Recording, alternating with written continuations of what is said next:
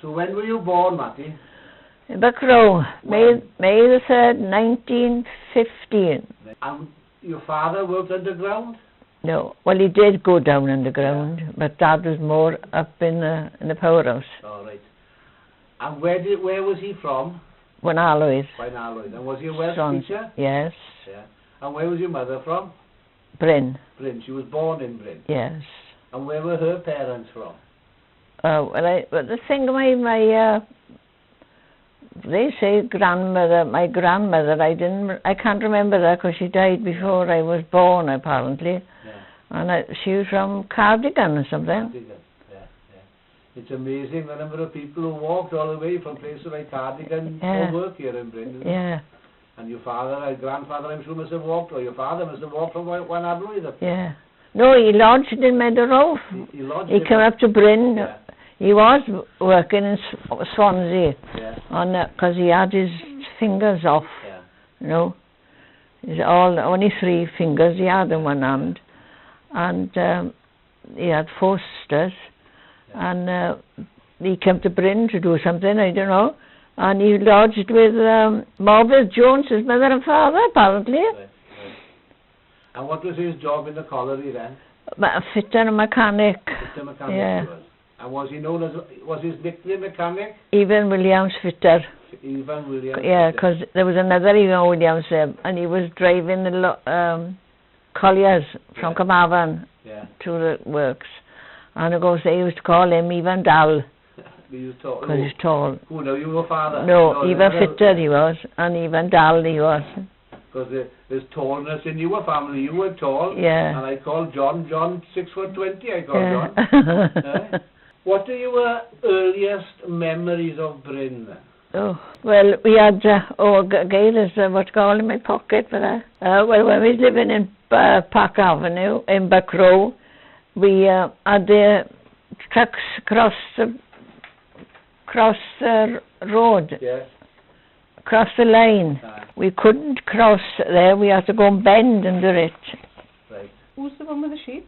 Diddy, my brother. He was working in the weighing machine in the colliery with Tom Rees. In fact, Tom Rees done it. And there's the old Carmel Chapel. You were a member in Carmel there? Carmel Chapel, yes. Chapel? Went there 3 times on a Sunday? Yes. Every Sunday we had to go, morning, afternoon, and all the services held in Welsh then? Yeah. What shops do you remember in BRYN? Well, we had the Cop down the bottom, down where the centre is now, where you can see part of it there in that photo. And then we had, it went from there then up to Bryn Street. We had the post office then. All the chers were keeping the post office. Well, we had a lot in the post office after because they were changing over. And I spoke to Iris Davis and her father kept the post office. Yes. There, didn't he? In Bryn Street. They moved over then to where Iris was living. That's right, Yeah. What other shops do you remember here? Mrs. Daniel shop. First house, in Bryn Street, where Terry Rogers had the shop. Mrs. Daniel, Roland Daniel, kept that for years. She was there for years. Mrs. Daniel was Mrs. Roland Daniel. And what did she sell? Oh, everything. Any other shops? Was there a butcher's here? Yes, there was a butcher. And we had a butcher coming round. What, did he have a horse and cart then? No, van. Did you ever go to any parties in Markham Park? No. Not as a child? You never went to a Christmas party? No. Right. We didn't have them then. Was the chapel full every Sunday? Oh, yes. Years ago we had to go to chapel, didn't we? For all of us. Do you remember your Gamanva? Yes. Oh, yeah, up in the Baptist. We had to go there at 5 o'clock in the night after we finish in the afternoon. We had our tea and off to go. They used to come from everywhere. My mother was alto. She had a beautiful voice, my mother did. And her cousin used to come from the Garrow over. And they were Lucy Sanders, his mother, and my mother, and Katie Jenkins, and Mrs. Rowland, Mrs. Mason, the altos, and we had Ivor Owen, the leader of the ones, and they were singing, and my mother was Rachel, and my cousin was Rachel from the Garrow. So he said, excuse me, he said, but you altos, he said, only the two ladies were there. I want to sing this, he said. And he went and he said he never heard his voices. Of course, Auntie Rachel in the Garrow had training, but my mother never had training because they didn't bother to put her in training. But Auntie Rachel did because they were singing an opera. They were. Auntie Rachel in Garrow, she was coming over, and every Kamabagani, and he said, well, he shook hands with them both, and he said, well, you got wonderful, wonderful voices, he said. Wonderful, he said. Such talent. Oh, she did. Did she sing in the choir in BRYN? Yes, yes. They were in the Eisteddfod, didn't they? Yeah. Do you remember that? Yes, I remember them going in the Charabang. Yeah, it was. Yeah. And I was only, 3 or 4, I think. And up by the cop where that shop is now, they were standing by there, and the man next door, Griff Bach, they used to call him because he was short and he had hump on his back. And of course the Charabang was all open, and our Edna took me up now to see him going. And he was sitting in the back, on his back, and I said, don't squash Griff Bach, I said. They were all laughing, and he said, no, they're not squashing him, he said. Oh, I love him. How many brothers and sisters did you have, Mattie? I had 3 brothers, no. Oh, what's the matter with me now? Yeah, Will, Edley, and Davy, that's right, yeah. 3 brothers and my sister, Edna. And she's in a photo now with Sarah Morris. Right. That's Dick Evans' wife, that is. Right, Sarah Morris. I remember Dick and Sarah. That's Linda Reilly's mother and father. Then. Yeah. That's on the Whitson Tea, that was. Yeah. They went down from there to the chapel, and somebody called them back to have the tea, and they took their photos. Yeah. Did your brothers work underground? Will did. Yes. And Edley was in... on the Weybridge? No. No, that's Davy, that is my brother. Worked in the Weybridge with Tom Rees. Edley was in Dressiog. He was in the colliery there? Yes. Yeah. So they all worked underground there? Yeah. Dad then went from the colliery down to, he was working in Congwina colliery, Dad, because he was the last leaving that colliery, he drowned it, flooded it, they finished, and then he came back to the colliery up here, and then him and Dan Mechanic got a couple of words, so, because my father was doing when the inspectors was coming round, was a better what call on him. So they had a tiff then, so he went then to the Carbide Works to work. Where? Carbide Works in? Margam. In Margam. Yeah, where I was working. Yeah. Do you remember the school in BRYN? Yes. The old school, The old school, that's down by where I'm living now. Yeah. Many children there? Yes. Yeah. There's photos here, is that? Were you in this photograph of the school in 1928? No. You'd have left then. What age were you leaving school, Mattie? 14. 14. And you went to work straight away then? Yeah. Where then? With my auntie, my mother's sister, having £0.50. What were you doing there? Cleaning for her. Oh, right. Making cake, making bread, you had to do everything. So you were the housekeeper there then, basically? Oh yes, she was very good girl, she was. My uncle and tomorrow said, clean the cutlery, ready for Sunday, peel all the veg. Nothing done on a Sunday, nothing. Everything Saturday night? Everything was done Saturday night, and Sunday then, dishes were left till Monday morning. Yeah. You didn't want to wash, no dishes and nothing on the Sundays with them. What year did you get married, Mattie? 1948. Do you remember much about the war in the BRYN? Yes. Do you remember the bombing Swansea? Yes. My auntie was living in Golden then, and they were bombing Swansea, and she was a air warden in Golden then. My father's sister, and they were bombing so much that she came up to BRYN to us to stay, because she was so terrified of it, you know. And I had my uncle come with her, and he said, oh, no, terrified she was. And she was a warden, but she never liked it at all. Do you remember the soldiers in the camp here? Yes, yes. Guns. Were there many there? Oh, yes, yes. The guns are all down there. Yeah.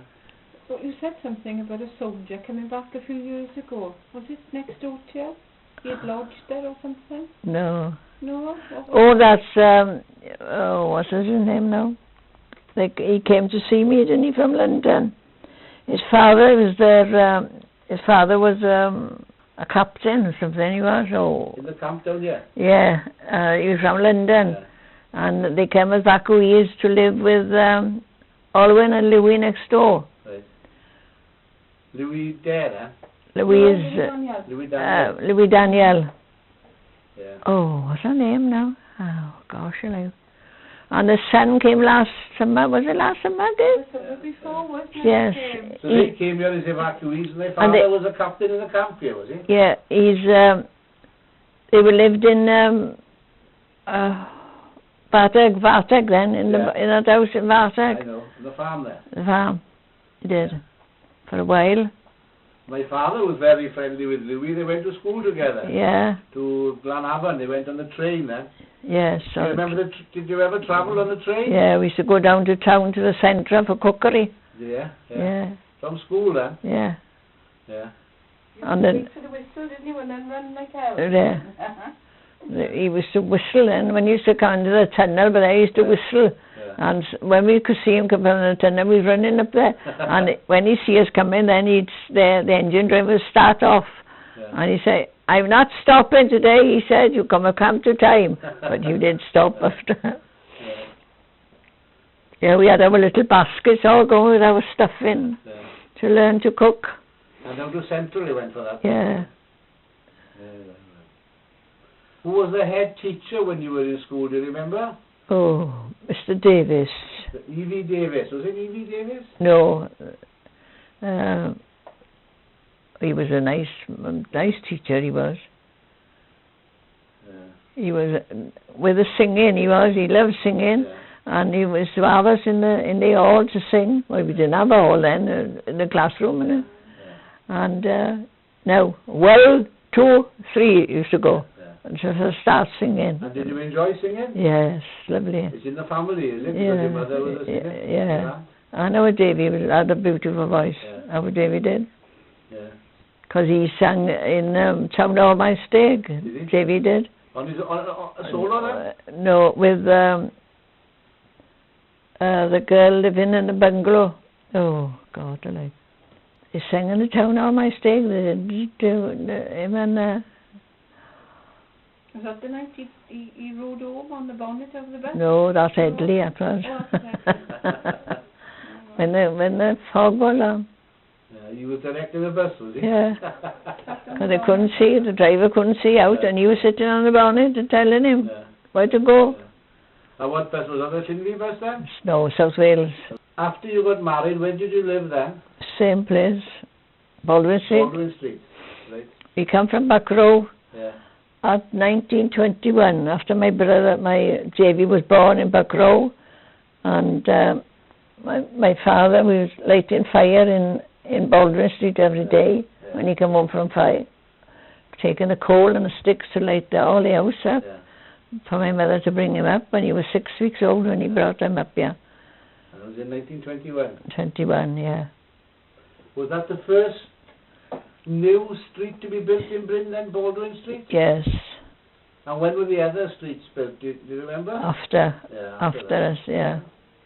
Baldwin Street at first, and then they went to BRYN Take Street then, they built that, on Coronation Street, and then Wilford Avenue was later on. That was all trees, that was down there. They had to... our playground, that was. Where did your husband work then, Mattie? In the carbide works. In the carbide works in Port Talbot then? Yeah. So So he never worked underground at all then? Yes, years ago, apparently. Yeah. He broke his leg apparently in the works. Oh. So when the carpet works opened, then they all went down there. Were they happy days? Yes. So far we got married in 48 and I was burying him in 1954. He had a bad accident on Markham Road, coming home from work. Yeah. JD was, Gareth was only 3. Yeah. So I had to bring him up myself. Yeah. Hard life then? Yes, it was hard. I worked hard. And where were you working then? I worked in school for 10 years, a caretaker of the new school. Yeah. And I worked in the carpet works. Yeah. And you did the buses, didn't you? And I worked on the buses. Yeah. And I worked in Johnson's in town. Yeah.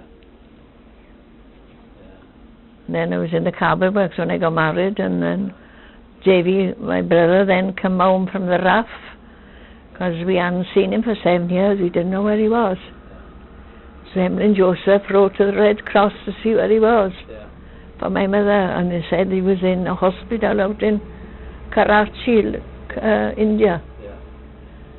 And he was in the RAF during the war then? Yeah, he volunteered. He did. Right through the war then?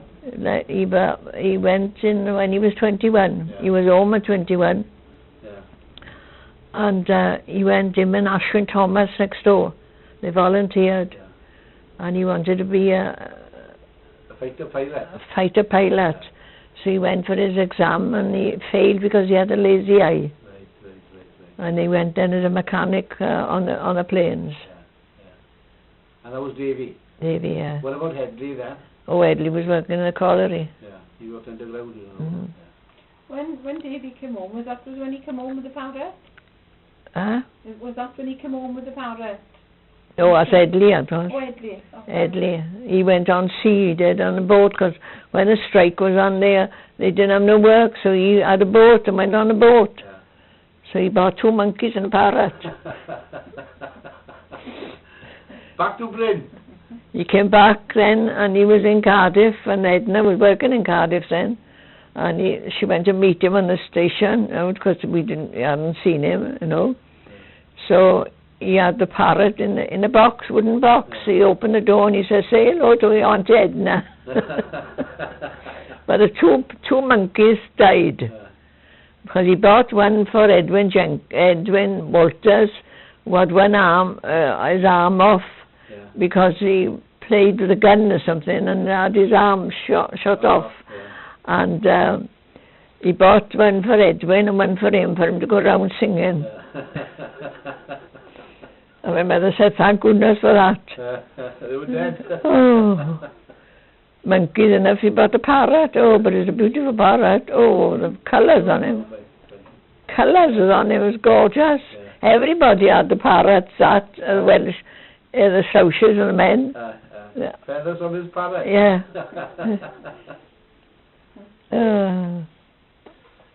Do you remember the Institute? Yes. Mr. Budge. Did you go down there often? Yeah, for dances. Yeah. Tuppenny hops and 6 months in the Christmas. Did you ever go to concerts down there when there were soldiers on the campus? Yes. We went to concerts there. Yeah. My mother never seen one of them. Our Eddie was acting in it, and Louis Daniel, Spud Reynolds, and even John Williams. And my mother was in bed for a whole while because she had pneumonia, liver. And she never seen one of them. Oh. Did she? And they all was packed. Yeah. And when they were acting, and when they finished, the all floor was soaking because people were wetting themselves by laughing. With our Edley and Spud and Louis, because he was a bride. Our Edley was a bride, he had a veil on his dress. And Spud Reynolds, he was a Spud Reynolds, he was too. And Louis, our Davy acted in one concert. He was a vicar when he came home from the RAF. He was a clergyman. With a fishing, they had. This story about a fisherman, and he was a clergyman. splendid entertainment back there. Oh, yeah. Yeah. What did Davy do after the war then? Did he stay in BRYN or? Yeah, and he went down to Steelworks with the Scots. Right. He worked under Scots as in the office. All right. Yeah. And he still lived in BRYN then? Yeah, same place. Yeah. Did he marry at all? No. No? He died in when he was 29. He did. Came from about. My mother was in the hospital of him when he came home, and he was only home a week when my mother passed away. She only wanted to see him. That's all. Yeah. And when he seen her coming into the ward, she said, "Ivan, my way dod." I pulled up. Yeah. Waited for him. Yes, she did. She said to me that she only waited for him to come home. John. She said that when I see him, she said I want to go then. Went in a coma. Yeah. She did after she seen him. Who's Uncle Will then? Mattie's brother. Oldest by gum. He was the oldest, wasn't he? He was the oldest. Edley was the oldest, and then Edna, and then Will, then me, and then Davy. And what happened? Did Will work underground? Yes, he was 14. He came out of school, and he was going to work the next day on a Monday, love him. And he was petrified, he was, to go down the colliery. And he worked with my mother's brother, Uncle Moses. And he told her what to call now that he had frightened when the boys were going down, and they're starting now frightened. And he said that the crane was going down and all that, what call, the cage was going down and down. And he said, "Don't rush now," he said, "because there's youngsters on there." So he did, he went down, but he didn't like it at all. Did he stay there long? Oh yeah, for years. He went into the Abbey to work. And the Abbey worked, he went there because he had enough for the colliery. There he is. And Isline. And Isline for there. Oh, Isline was nasty. Snob he was. He was a nasty. Now I worked with Glyn. Glyn was teaching in Dublin. Well, you must have been a puller. Yes, and his wife was the cookery teacher. Yeah. Jones. Right. Oh, she was lovely, and he was. Yeah, Glyn, I can see Glyn. Oh, and Isline, he was a waster. In the concert yesterday, they made reference to Miss Jones. She was nasty. Yes. Oh. Who was she then? She was the teacher of the babies in another babies class. Years ago. Class you go into. She was teaching our Gareth, and he always Gareth couldn't hold his water at all. You know, he wanted to go, but he would go. But she'd never let him go, and he was coming home from school soaking wet all the time, and I was to change him 3 times. When you go to school, he's clean. When he came back for dinner, I had to change him again, and change him again. So I went up, I was taking papers for Kit then, and I called back to the school, and I went to see her, and I told her straight that if she wasn't going to leave Gareth go out to the toilet when he'd ask, that I'd see about it. And she said, "I do." "No, you don't," I said. "Because Miss Jones," I said, "I've got to change him 3 times a day," I said, "with you," I said. "And not only me, a lot went down about her." And she said, "All right," she said. So I told him now. He came to the door, to the gate where I was, and I said to him, "Have you been in the toilet now?" "Yes, Mummy," he said. And I said, "Don't forget now," I said, "when you want to go to the toilet, you go." I said, "Don't you say nothing to her," I said. "I'm telling him now," I said. "I'm telling Gareth," I said, "when he wants to go to the toilet, he'll go without asking you," I said. "You can't leave him go." And she said, "Yes." And Isline Jones there, he was a proper waster, to say such a thing. 3 years later, when I was in... Terrible he was. I got a lemon, and this is me, not my mother telling me, this is me. I had a lemon dress on, which when I go to the toilet, and obviously, as a little one at 5, you just wee, don't you? Because I had to sit in it, and I had a big mark on my dress. And when I stood up, she said, "Come here, what have you done?" And I said, "I asked if I could go to the toilet." She told me no, and she said, "Don't answer back, hold your hand out," and she struck me with a ruler. I was fine. I went home. Not only did I have a welt on my hands, but I had a wet dress. I had to walk through the school, and all the kids were laughing. Went home, and my mother came down, and my mother, well, I thought my mother was going to kill her.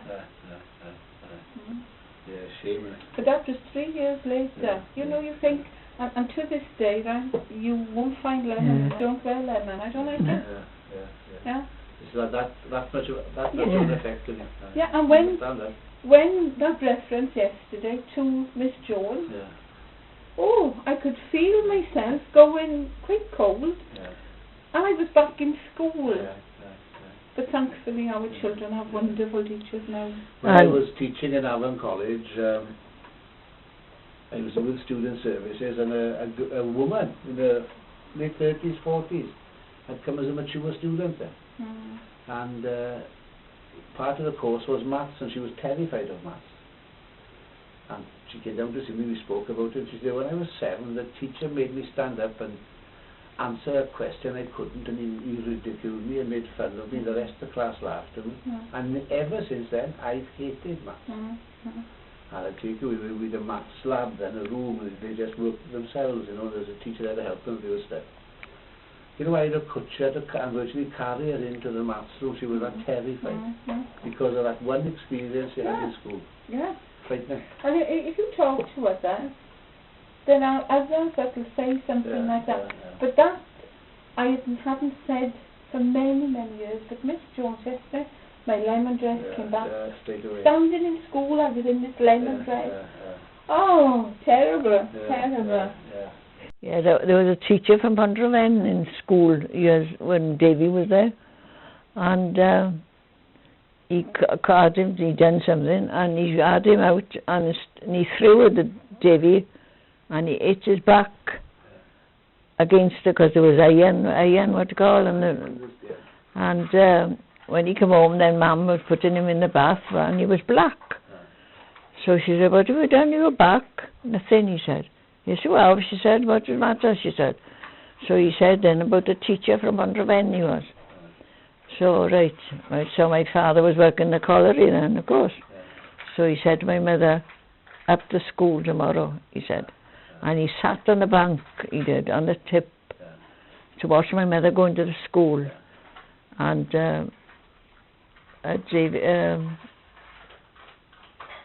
Reese was there then. So my mother had him, and she said that she's reporting him. She showed Davy's back and all to him, and he had the teacher, and he said, I didn't do that, and he said, yes, you did. And my mother said, let me tell him. She said, look through the window, she said, because he was in the master's room. Look on the window, she said. Can you see a man standing there? She said, yes. Well, she said, if he had come to the school, he said, to see you, you wouldn't have been here now, he said, because she would have killed you, she said. For marking the boy, she said. And don't forget, she told him, you mark him once again, she said, and that's the sorriest day you'll ever have, she said. Oh, our Davy was black with him. And you have been talking about this Sloane Jones. They've got a logbook in the BRYN school, and it's very interesting reading it. And in that there was, in 1928, this Sloane Jones must have been in college, because he came to BRYN school for 6 weeks on a teaching experience, teaching there, and as a student teacher. Well, eventually he was the headmaster there, wasn't he? Yeah, that's interesting. He was, Glyndwr was in school, in college with Di Adams. I remember Di Adams. Do you? Yeah. Oh, he was a pal to our Will. Oh, he was a good... I taught in Tonmawr after... he came to headmaster in BRYN school last when I was up cleaning the school then, and it was open at 12 months. And I had to clean the school all myself. And Davis is there now, Hubert Davis was in the old school. And he said to me, he sent a kid up, he did, from school, with a note to say that the school is to be opened in April. And that I was to go up. I had the school, the caretaker, and he said to clean the school. So I had to go down to school to see him. So I said, does anybody come in? I said, to help me? No, he said, you applied for it, he said, as you were placed, he said, to clean it. Well, I was on my... Yeah, I was on my hands and knees, and I was using 40 buckets of water to scrub one classroom on my knees, because the men had been there now with the cement and everything, and I had to have what's called to scrape all the floor. And 12 months after, they opened it, and BRYN Jones came up there, and all the headmasters then were coming up, and he looked at the room, and Di Adams was there, and so Di Adams said, he was talking to Di Adams, and he said, well, you've got a palace, he said, of a school, he said, and he said, who's the caretaker? And he said, can I have him? He said, swap over, because I don't know the colour of my tiles yet, he said, in school. So Di Adams said, no, I'm very sorry, he said, you can't have her. So he said, who is she? And I was passing through, and he said, Mrs. Jones, come here a minute. And he just looked at me, and he said, yes, the caretaker, he said. You, he said to me. And Di Adams said, what do you mean, you, he said. Because I had what's called the old borough. The cleanest schools in the borough was BRYN School. Because Di Adams called me in class, and I said, what have I done again now? Because people was cruel to me when I was in school. They had anything to say and what God saying I was doing. And Di Adams called me in, and he said, come here, Mr. Jones, he said. I said, what have I done again? Mr. Adams, I said, nothing, love, he said. No, nothing at all. He said, read this, he said. My school is the cleanest in the borough, he said. So he said, I'm grateful, he said, for you. And when Will died, he came to the funeral, and he was in a wheelchair when he came. Yeah. And I don't know, I haven't heard no more about him. He's passed on now. Huh? He's passed away now. No. I think so. Oh. Yeah. There are stories in this village that's unbelievable. Yes, yeah. And I want to hear them. When I interviewed Iris Davis, her grandfather, have I told you the story? No. Was a master sawyer. And he was born in Conway, North Wales. Right. And he was involved in building the railways. Now his job as a sawyer was cutting oak into sleepers. Right? 9-foot saw in a saw pit, hard work. Right? Gosh, yeah. So they came down, followed the railway to Hereford. They came over here then to build this one. He had 5 children. Iris's mother was the oldest. They couldn't speak English when they came here, but they ought to learn Welsh because everything was Welsh here. And in all fairness to Iris's mother, she made sure that all her children spoke Welsh. And he died when Iris's mother was 12. A young man, most probably of exhaustion. Yeah. So she was living up in the cottages, and she had 5 children and no money coming in. So Iris's mother went to work in the brickworks at 12 years of age. Can you imagine that? 12 years of age. And Iris is saying, I said, I've got some bricks in the house with BRYN on it. Yes, I heard this amount. I wondered if my mother stamped them.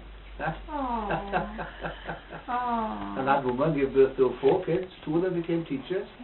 Yeah, you know. Yes, that's right. And she did really well, for her family. And Watkin was, he was with insurance, Watkin was, our brother. Yeah. And then Iris kept the post office, my father. And she said, during the war, we used to have coded telephone messages through. That had to be sent out to the camp then. And Mary Evans, is it? Mary Evans, Lisa Edwards' sister? Yes. Yeah. Her husband, Glam, right. He was a postboy who would take it down on a bike, down to the camp.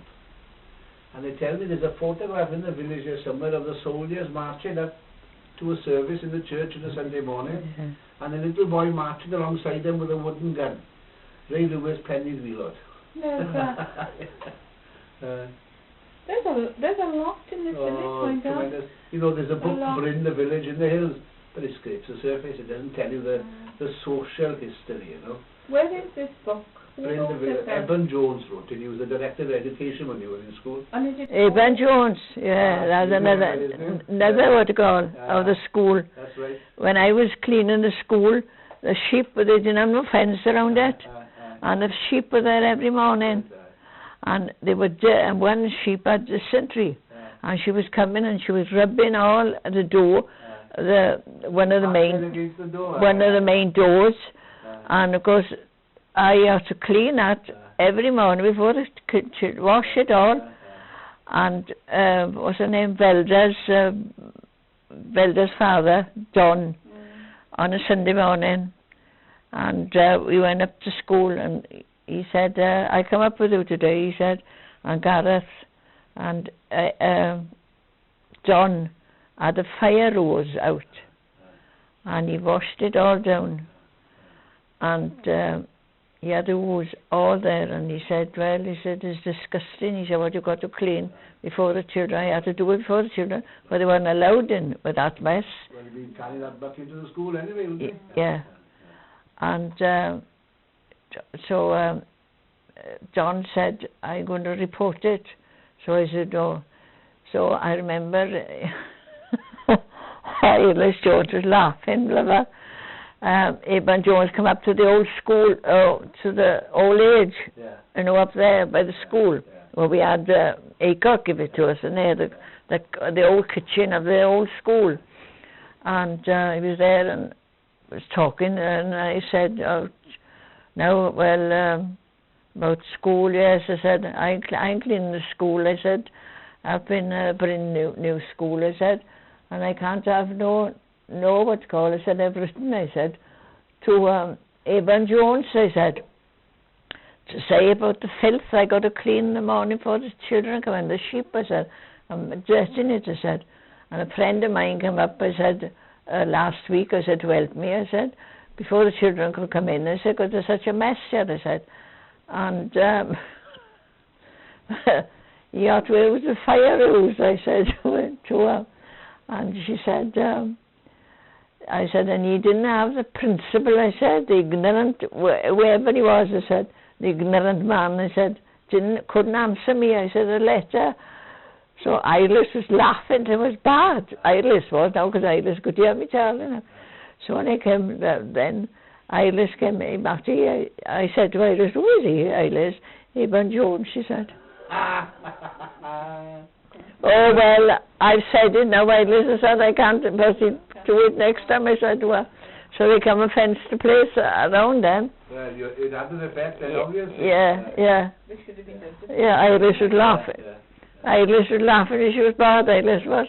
"That's BRYN Jones," she said. When I was a child, we used to have motorbike scrambling up in Mystic Road. Did you know that? Yeah. You know Mystic Road? Yeah. You know all it's been banked off now? Yeah. But it used to be a dip and a river. Oh, right. And we used to have scrambling, and the police used to come up there and everything on a Sunday morning. Did you know that? Where was the dip in the river in Mystic Road? You know Mystic Road, as you go up the hill now? Yeah. Abelbach. Across the road. Well, that just went down. That was a bank going down. Oh, right. And a river running through it. And it was one of the best at the time. So motorbike scrambling. The river Varte, now coming from to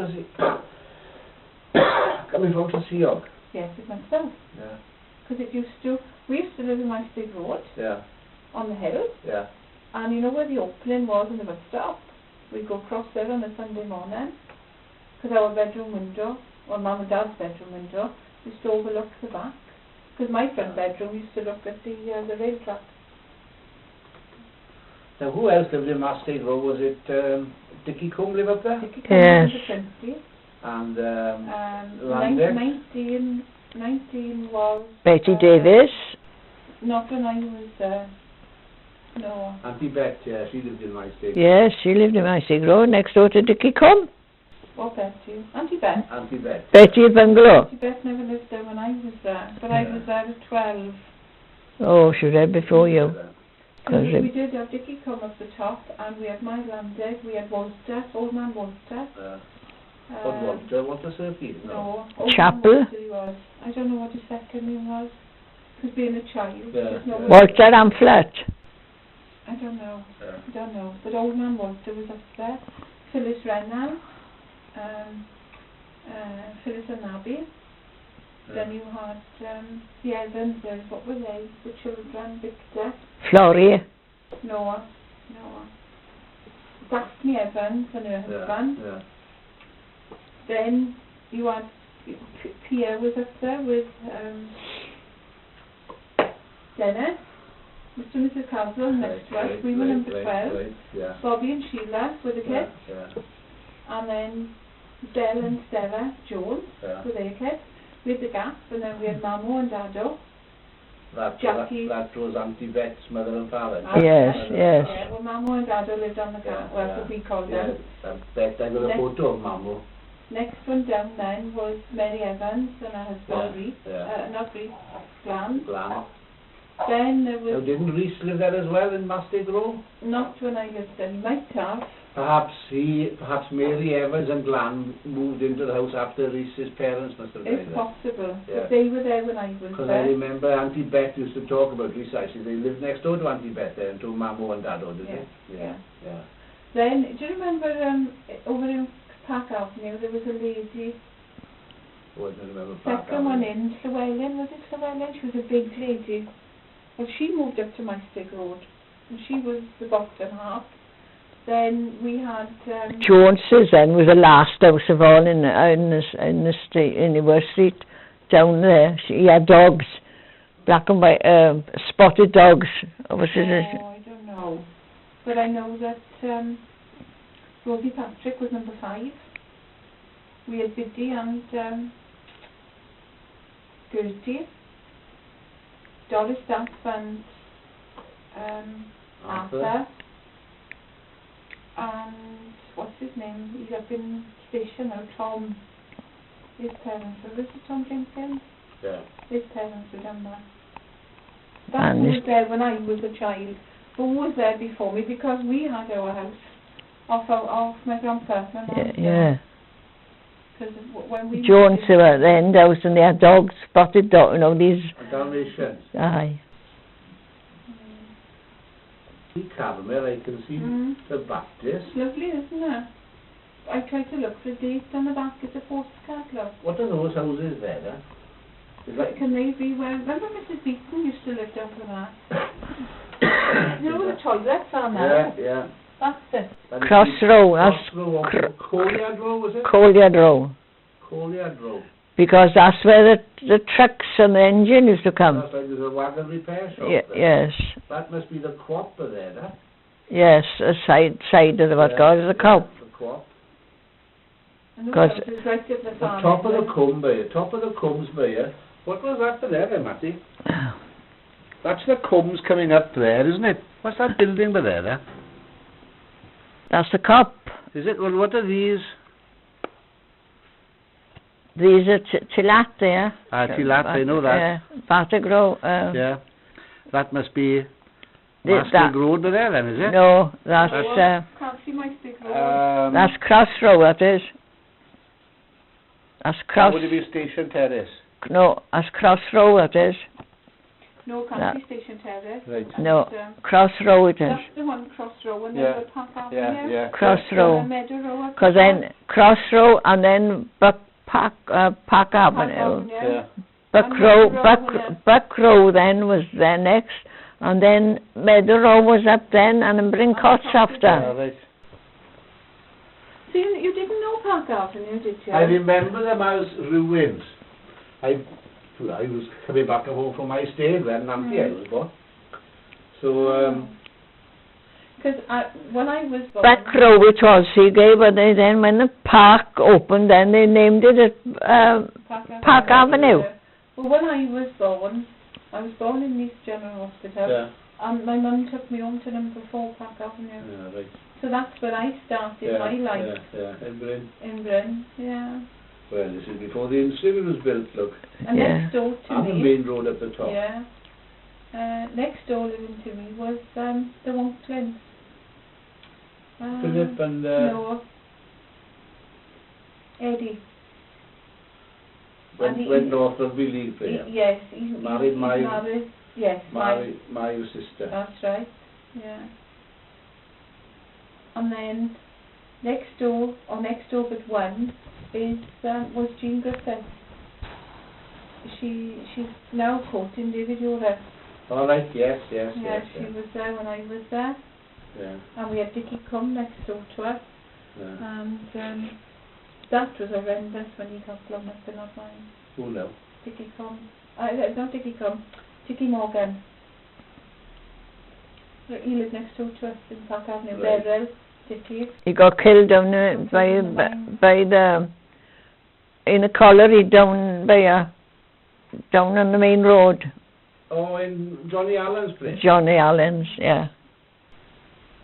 And the boy John got killed on the motorbike. On the motorbike. Same time as Lewis. Yeah. He was mayor at the time, wasn't he? Yes. And the boy got killed on the bike. And the same year, Johnny Wilkes' nephew, Kieran, lost his foot in a motorbike accident. And that photo was sent to somebody from down at Stein, I don't know. It looks as if it's yes, somebody sent it to us. Somebody down in... Thomas is written on there. Yeah, Auntie Anne, that's my mother's sister. Oh, wow. Well, It came to... Anne Thomas it is. Yes. And under Stephen Thomas. Yes. In Fishgut. In Fishgut, What's yeah. the relationship then to Stephen? Huh? You know Stephen? Nell Bristol Stephen, is that him? No. That's... you can borrow these and have them back, I can promise you. And that... Oh, well, I'll put them in there, if it goes here. Oh, we've got another photo in here. You do you want this one? What is this photo? Oh, that's Carmel Chapel. Carmel Chapel. Is that the one on Daniel? Huh? No, that's the one, no, the square one, no. That's the old Carmel Chapel, that is. The old entrance into Carmel, it's where that fellow's building, then it was yes. They built this chapel apparently with a foundation strong enough to put another tier on top. Yeah, that's what I'm typing now. That's right. Are you coping with it all right? Yes, that's fine. Yeah. So that's that chapel you were typing up now. Well, is the one Matthew was brought up in. Yeah, but you never have thought that, would you? No, but there's a different entrance to it. Because there's a photo. The one I was saying now, that's where they built that flat top, because they were going to build on top of it. Top of it again. The top of it. There's a photo in the book, BRYN, the village on the hills, of the deacons of Carmel Chapel. Yeah. And the minister then was Mr. Evans Saron. Yeah. I remember him because I used to go to Saron as a boy. Oh. To Sunday school. I was when he... I was. He used to preach for about 2 hours, and we were sitting all in the back. We go sit in the back, okay, so that we could go out, walking in to come out, you know. And because where those trucks was, they used to the coke coming from the boilers was all tipped there, you know. And the kids used to we used to play on it, didn't they? Well, this little boy, there was darkies living in Meadow Row. Yeah, Messy Pools and Cummins and Henrys.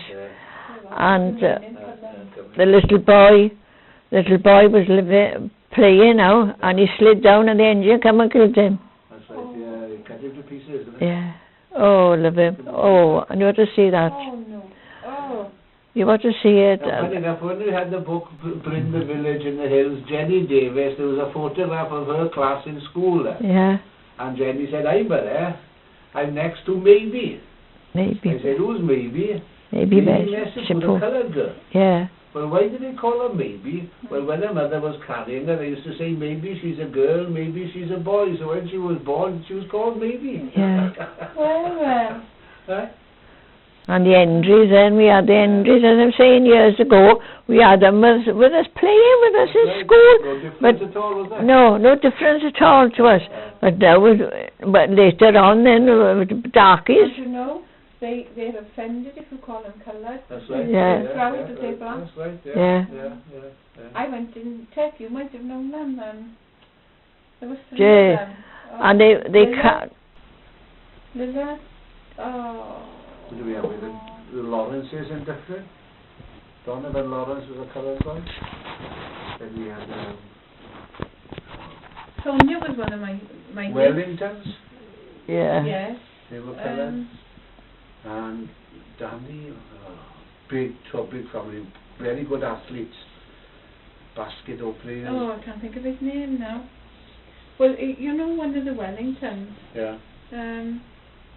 A bloke in work, when I was working, his sister married. Right. Sorry, his wife was the sister of one of the Wellingtons. One of the Wellingtons. Yeah. I can't Campbell's, think of the name. Campbell's another one. Oh, I think of one famous family from Port Talbot, Walkers. They were Jamaican. Yeah, they carried that child and and they were all black. Nobody should touch it. Yeah. And they were walking all the way from Meadow all down the Combs, across the tram road, down the Combs, all the way to the Goitra. And our Eddie was working in Cwgwina then. Yeah. And apparently when they were halfways, they changed over or something, and our Eddie was walking down to Cwgwina and used to take a lamp with him, and he used to stand up there where the bungalow was, and used to wave there at God. We was up in the window watching him going. Yeah. My mother was watching him, because apparently years ago my grandfather was living in Penrue, up there in our bungalow, apparently, until they come to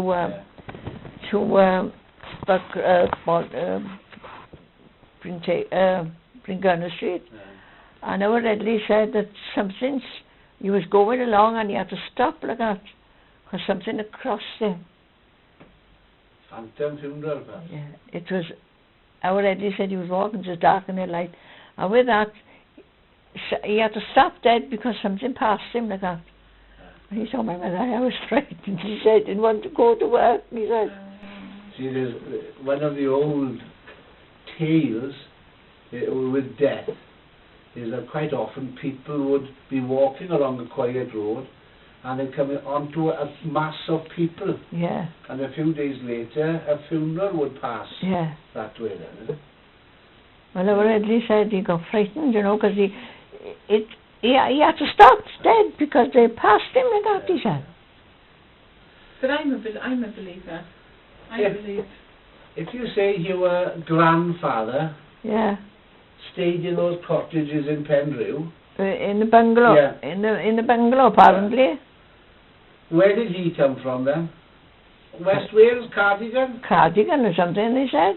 Are you any relation to John Jones then? Yeah, cousins. Cousins. John's. Now you're talking. They came from Llwyn David. Is it? New Key, Cardigan. Cardigan. Oh. 3 brothers came up here. Yeah. They tell you can never talk about anybody in BRYN because they're all related. Yeah. Now those 3 brothers were the main cause of it, I think. Yeah? Because the 3 of them came up here. They lived, John has told me, they lived in a cottage there in Penrue, a thatched cottage there. They got married here, they've had children here. Yeah, and most of the families are still here. Because you belonging to Iris Davis as well then? No. John. Yes. Because John's father and Iris's grandfathers, they were 2 brothers, I think. Well, what about your grandfather then? Wasn't he belonging to? My grandpa was Job Thomas. Thomas. Now John's grandmother and my mother were 2 sisters. Right. So there's the relationship. That's where it starts to intertwine then. Yeah. See, because my mother had Uncle Morris, Uncle Stephen, Uncle Will, and Uncle Moses. Right. Did you have any relations in Nantyffyllon then? Yes. The Thomas is there? Yes, apparently. Yes. She was a nurse. Yeah, because I remember Boyo was my age. And he would play, and good rugby players like Dean Jones. Now Boyo had an international cap as a schoolboy. And Vernon Thomas was his father. Yeah. And John Jones used to often go up to Dyffryn Road to see the family there. Yeah, well that's Val's brother, see? Right. John's brother's brothers, they were. Vernon. Vernon. And I never forget, I played my first game of Nanty. I was still in school, Yeah. or in college. and the bus brought us back, and we were living in High Street, but there, and behind them was different row. And I got off the bus, or Vernon got off first, and I got off. And he said, I saw you play today. Who are you then? Oh, I live with there. Oh, you BRYN Bowens boy, are you? And Vernon must have been in his 40s then, plus. Fit man, you know, strong man. Still playing. Well. Well, I think you can talk about me because I haven't got many relatives. You know? No. Oh, years ago, okay. My dad was from The Daniels is married the Robertses, and they were all what they call. Oh, is it? Oh, now, funny enough, I was in Morrison's a few weeks ago, and I met a chap I worked with in Avon College called Graham Daniels.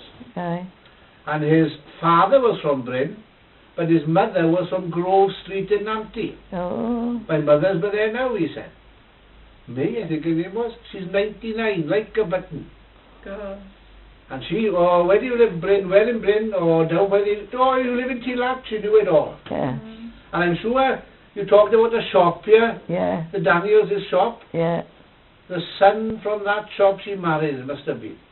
God. Oh, Gladys. Is it Gladys? Gladys. She's still alive, 99. Yes, she's living, she's losing her eyesight. She lives by there in Chanagro, That's right. James Street, is it? That's right. She comes up there, yeah. That's right. She's 99, is she? 99. Like a button and girl, you know, she's from Nanty originally. Yeah. She catch the bus up, she got relatives up in Cairo, she'll catch the bus from my state up to Cairo then. Gareth's dad was from Grove Street. Yeah. Really? Mm. The posher street in Nanty, Grove Street. Yeah. Was There's that? a lawn in front. Yeah. Well, I knew I'd married into Monday, but she didn't tell me, so I'd been married for 25 years and my husband So when was did you meet passed him? on. From Nanty then? Well, in the cabin, but... Oh, right. You never went to my stake on a Sunday night then, did you? No. Because you Only, yes, we used to go, after Kit, me and Kit was walking Commercial Street, That's right. and well, and this other boy came, and they came to talk, and they had a bowler accent, and I said, hey Kit, I said, the man is looking at me, boy is looking at you. I said, oh, she said, you go. She said, you can go.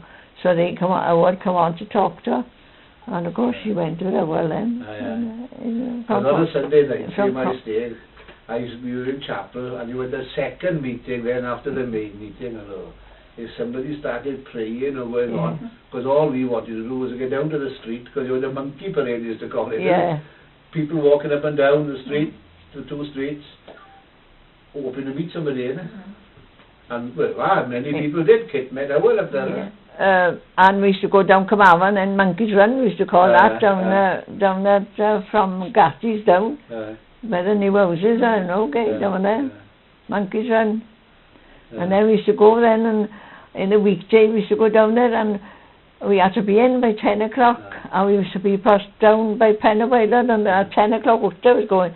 We were running then from one post to the other, run, walk, run, walk.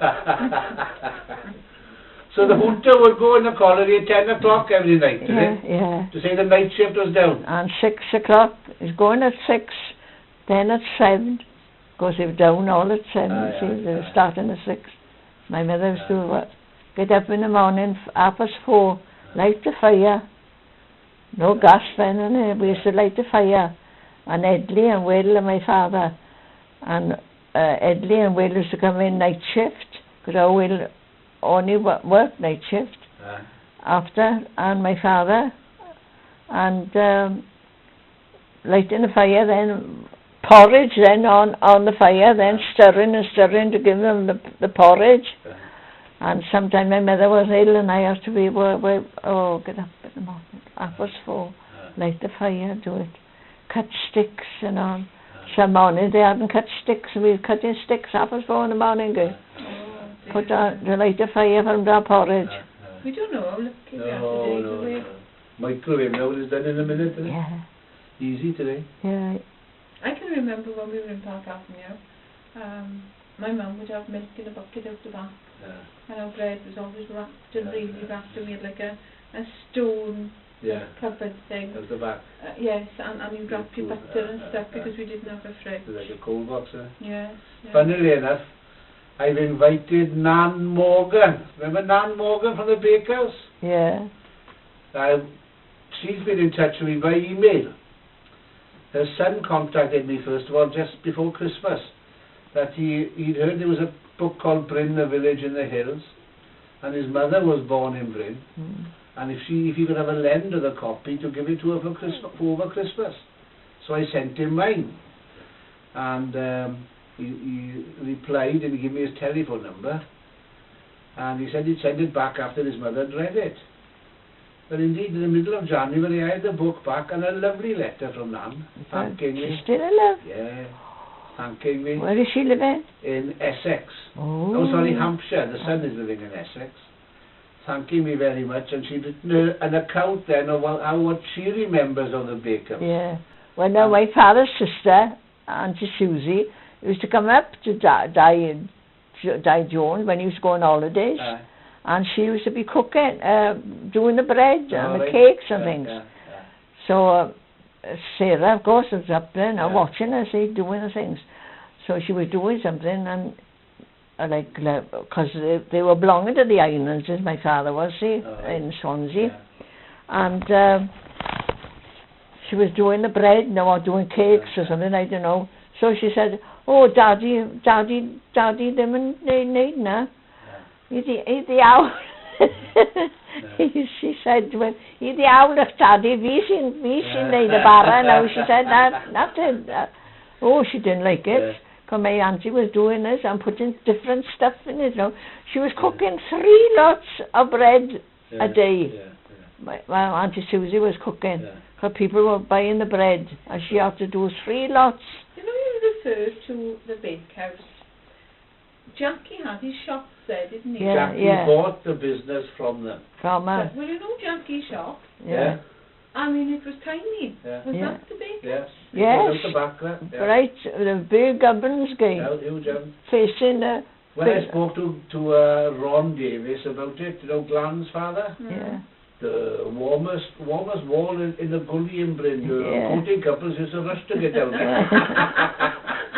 Yeah. My father's sisters, Auntie Mary and Auntie Susie, they were all cooks. Well, they used to cook for islands. They used to go down to Sketty. You know, because Mattie told us about the fish and chip shop down in Tillat. Down in Tillat there, yeah. And when you look where you are now, can't imagine it there. No, you can't.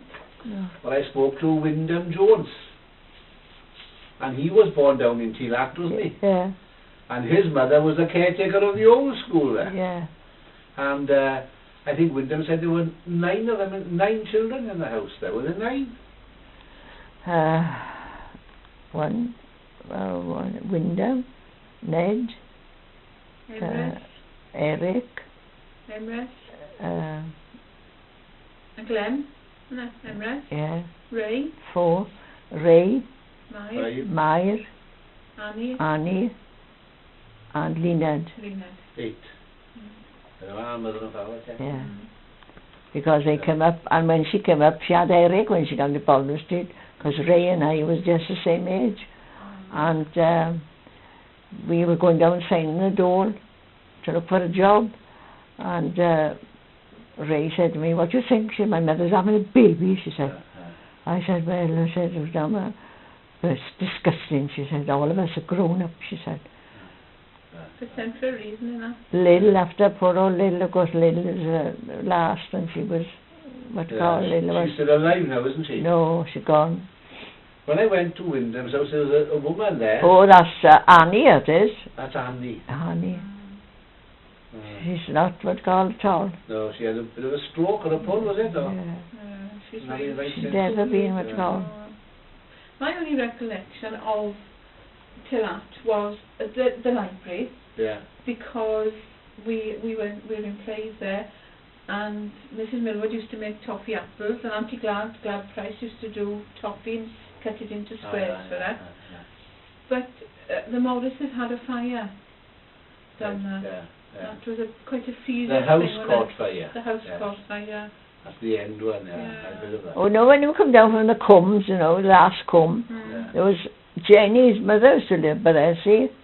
And down, and then they had the post office, the old post office, I can't remember their names. And then down below, next door down, then in the dip, like they were on top, and then there was houses coming down. Where that last house was David Williams. Guy Chips. Guy Chips.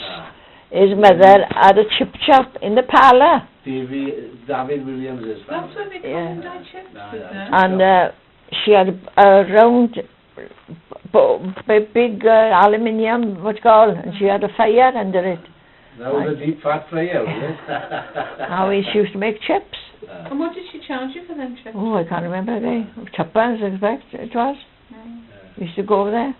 Then we had another, what's his name, Sellaway's then, Mrs. Sellaway's sister then opened the other side, where the other houses is now, there was new ones. And she had a chip shop over there, but there was a butcher's years ago over there.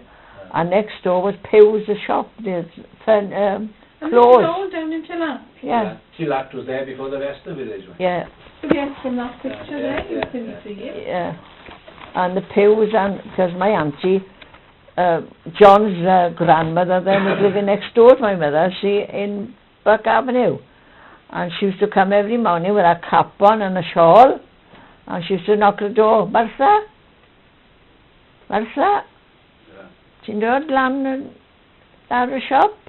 She used to take me down the shop, then we used to go down the bank, cross the river, and she used to go to fetch the grocery then, and if you wanted something from Pew's then, and she used to bring me home then and give me bread and butter and treacle, and she used to put Martha on it, on making Martha my name on it. It's wonderful what you can remember, and it's wonderful that this village has survived as long as it has. The only problem I've got with today's village is people come in to live but don't live. They take their life outside. They don't give anything back to the village now. No, they want the square footage for their housing, that's right. but they don't support our school, our chapel, our church, the pub. You know, if you think about what we had, alright, we've got the pub and we've got the club, but I mean, you know, all your rugby teams and all your sporting teams have gone. Yeah, well, luckily rugby's coming back in, isn't it? We've got a team here now. Yes, but I think they're struggling again. Oh, they're trying to get something going, yeah. I mean, everybody's, you know, you get the ones that are willing and it's wonderful. Yeah. But then the willingness, because the sport isn't there, they go. It's like us now with PTA. We struggle, and we've got a PTA, and on that PTA you've got me and Rowena as ex-parents. Well, Aulian is there, right? Aulian is the nursery nurse, but you've got our auntie and our mother.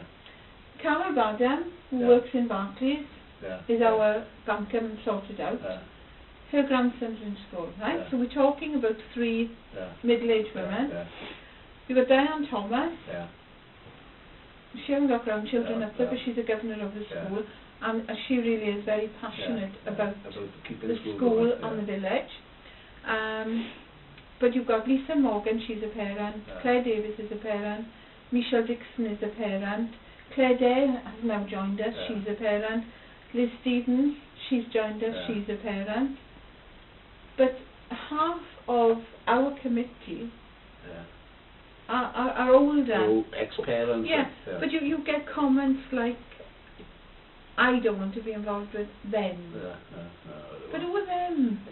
Any organisation, you're going to get people mocking it or whatever. Like we just paid nearly £3,000, right, to put a reading scheme. They haven't had a reading scheme in school for about 25-30 years. We just put a brand new one in, and apparently it really is. Funds. Really is excellent, right? They want their kids. They go into school and say, oh, why has my child got this? Why has my child got that? But then when you put something on for PTA and you raise money for school, they don't want to go. We had an event at the pub, right, a horse racing the first time we did it. I remember that. Nobody turned up? No, the first time we did it, it was excellent, right? And one parent, I said, oh, I said, lovely to see you. Are you going to buy a programme, only 50p, give all the names of horses, and a raffle? What for? I said, well, the 50p's go straight into schools, and the raffle goes straight in, because they've been given. No, I'm up here for a drink, I'm not doing that. But that particular mother and father were up the school complaining, and yet they weren't prepared to put their hand in their pocket for 1.50 for the school.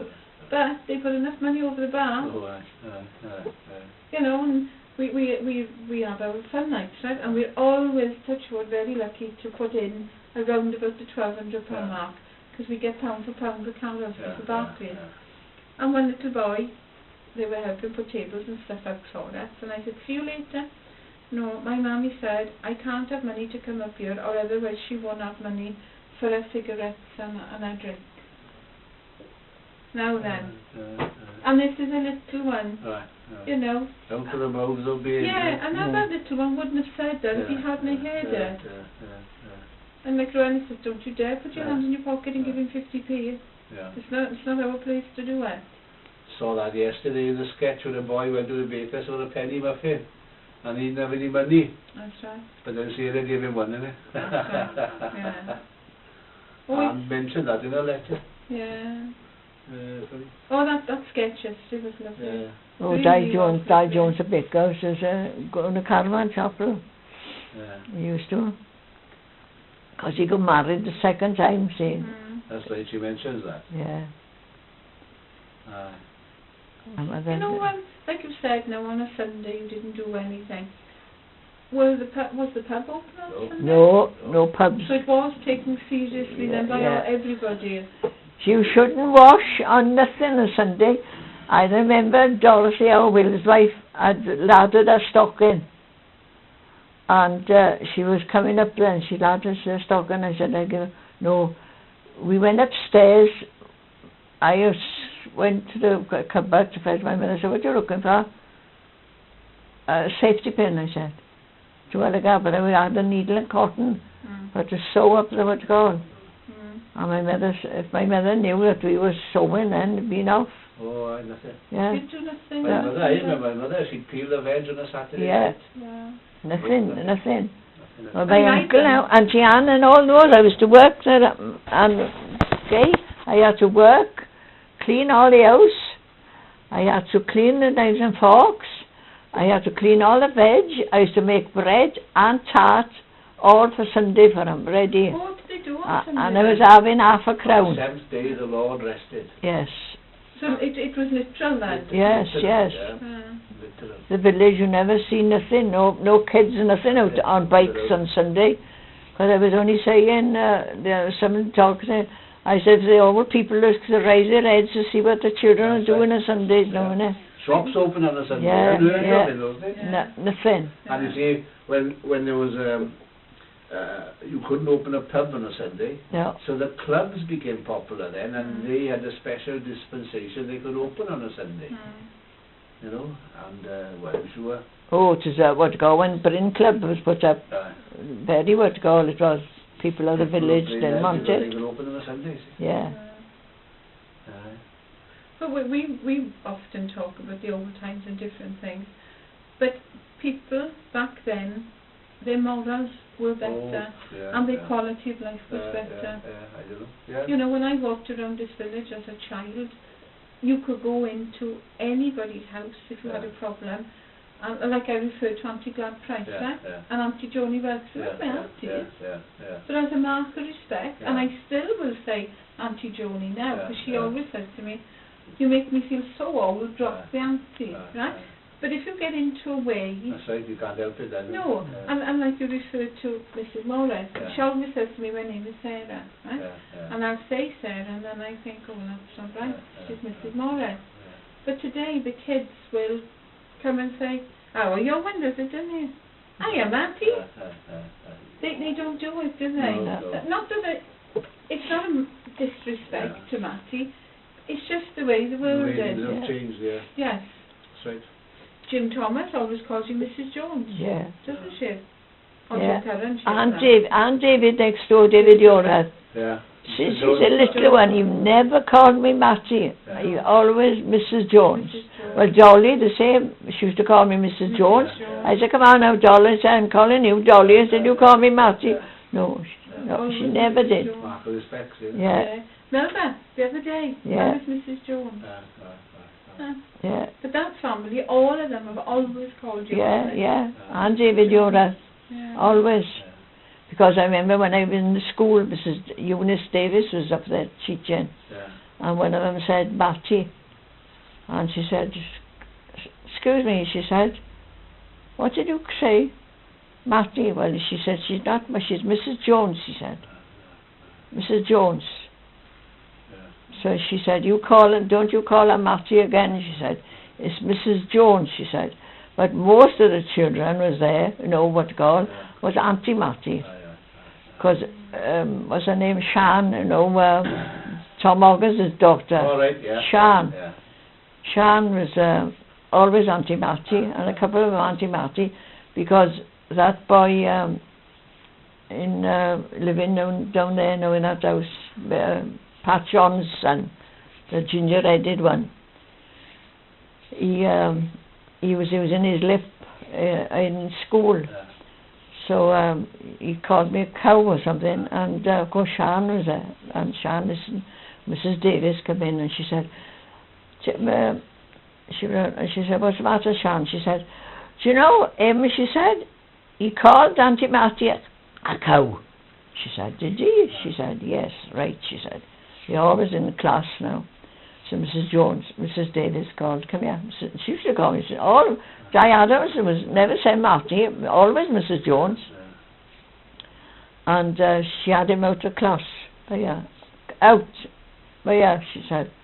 So he came out and she said, what did you call Mrs. Jones? Nothing. Shan. You did, you called Auntie Mattie cow. She said, straight away. And Mrs. Jones, she said, look, you call Mrs. Jones anything against it, any one of you, she said. You're up to the head, she said. Di Adams was up there then. And she told Di Adams, you know. And Di Adams was wonderful, wonderful. He was. Who was the headmaster with a bald head? What's his name? He used to be a referee. Yes. Oh. Lewis. He was Lewis. Gerard Lewis. Women for the women. I had a letter from school. Could I go and see him about our Ian? So I went up to school. And he said, you know, he said that your son had called me Baldy. Oh no, I said, I'm awful sorry. So I said to him, will you bring Ian into class for him to apologise? So I said to him, I said, what did you say to Mr. Lewis? Well, he said the truth. I said, but I said, it was rude. And Mum, he says, not my fault. He said, I haven't got hair on his head. I said, yes, but you called him Baldy. No, he said, I didn't. He said he was bending down to tie up his shoe, and all I said to him was, oh, you've got a bald head. And I said to Mr. Lewis, is that right? Yeah. I said, well, he didn't call you Baldy. And he turned around and said, but it was the truth. I mean, yeah, it was the truth. But he took offence to it, and I had to go to school. But he was wrong, because he had said Ian had called him Baldy. You know, he'd referred to a bald head. But so with men he was. Right, well, thank you, Mattie. It's all right, bye. Thank you very much. I've enjoyed myself. Yeah, I bet you really enjoyed everything. It's going around doing that. Tremendous, yeah. I go see Betty Meek next now. She lived down in Penny Wheeler, didn't she? Penny after Toyne. On the Toyne. No, the Toyne. How many cottages are there? 3, I think, or 4, I'm not for sure now. Did Vi Fowler and Vi Miller live there as well? No. On the farm they were. Yeah. They were in Penny Farm, were they? Yeah. Penny Farm, is that there, isn't No. Penny Waylord. Penny Waylord is the one with Brian Allen, isn't it? Penny's is up there. Donald was living up there.